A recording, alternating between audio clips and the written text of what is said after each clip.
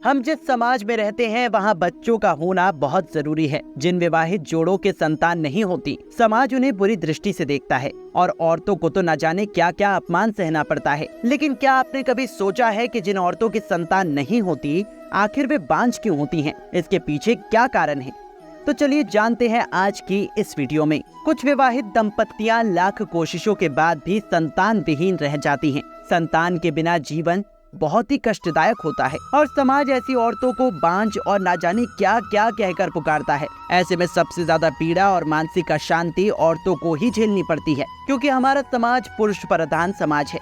भले ही समस्या पुरुष में हो, लेकिन दोषी औरतों को ही ठहराया जाता है। हमारे शास्त्रों में बांझ होने के पीछे कई कारण बताए गए हैं। गरुड़ पुराण में भी बताया गया है कि ऐसी औरतें जिन्होंने कुछ पाप किए हैं वे अगले जन्म में मां नहीं बनती। इसके बारे में चाणक्य नीति में भी विस्तार से बताया गया है। नंबर 1, पशुओं के नवजात पर अत्याचार। चाणक्य नीति में कहा गया है कि जो स्त्री या पुरुष नवजात बच्चों के साथ बुरा बर्ताव करते हैं या पशुओं के नवजात बच्चों के साथ दुर्व्यवहार करते हैं, उन्हें सताते हैं, मारते पीटते हैं, ऐसी स्त्रियां कभी मां नहीं बनती। गरुड़ पुराण के अनुसार अगर किसी स्त्री के बच्चे नहीं होते हैं तो ऐसा माना जाता है कि उसने अपने पिछले जन्म में किसी पशु या बेजुबान जानवर के नवजात शिशु पर अत्याचार किए होंगे, जिसकी वजह से भगवान ने उसे इस जन्म में संतान के सुख से वंचित रखा है। बेजुबान जानवरों यानी कि पशुओं पर अत्याचार करना घोर अपराध है। ईश्वर उतना प्रसन्न पूजा से नहीं होते जितना खुश वे आपके कर्मों से होते हैं, और अगर आप इन बेजुबान जानवरों को सताओगे तो उसका पूरा खामियाजा आपको भुगतना ही पड़ेगा। जो औरतें इन बेजुबान जानवरों को मनुष्य होकर भी नहीं समझ पाती और अत्याचार करती हैं, वे संतान सुख से हमेशा वंचित रहती हैं, और अगर कोई पुरुष भी ऐसा करता है तो उसे भी संतान सुख नहीं मिलता। नंबर 2, जो स्त्री या पुरुष नवजात पशुओं या पक्षियों के बच्चों का मांस खाता है। कुछ लोग जाने अनजाने में नवजात बच्चों को मार देते हैं या फिर उन्हें अंडे से बाहर निकलने से पहले ही खा जाते हैं। ऐसे लोग अपने जीवन में कभी भी संतान सुख नहीं पाते, क्योंकि वे किसी जीव को धरती पर जन्म लेने से पहले ही मार देते हैं और उसका पाप उन्हें लग जाता है। ऐसे में स्त्री और पुरुष दोनों को ही पाप का सामना करना पड़ता है।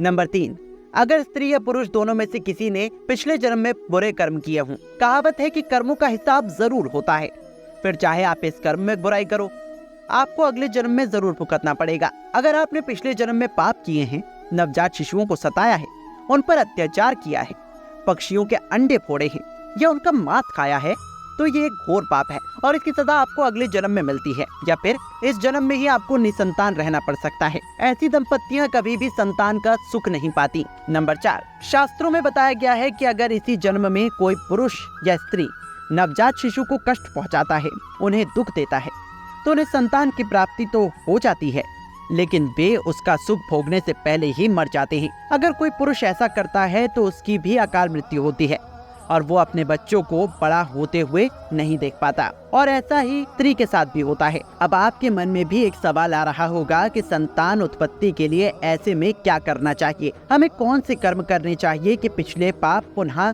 न लगे। शास्त्रों में बताया गया है कि पुण्य पूजा पाठ करने से नहीं बल्कि अच्छे कर्म करने से लगता है। आप अच्छे कर्म कीजिए, ना तो पशुओं को कोई कष्ट पहुंचाएं, ना उनके बच्चों का मांस खाएं, ना अंडों को फोड़ें और जानबूझकर किसी भी शिशु को दुख ना दें। भूखे को भोजन कराएं, गाय के बच्चों को चारा डालें, हो सके तो उनकी सहायता करें। अगर आप ऐसा करते हैं तो भगवान भी आपके इन पुण्य कर्मों से प्रसन्न होकर आपको संतान का सुख जरूर देगा। वैसे आपको ये वीडियो कैसी लगी कमेंट करके जरूर बताइएगा। वीडियो पसंद आई हो तो इसे लाइक करें और हमारे चैनल को सब्सक्राइब करना बिल्कुल ना भूलें। धन्यवाद।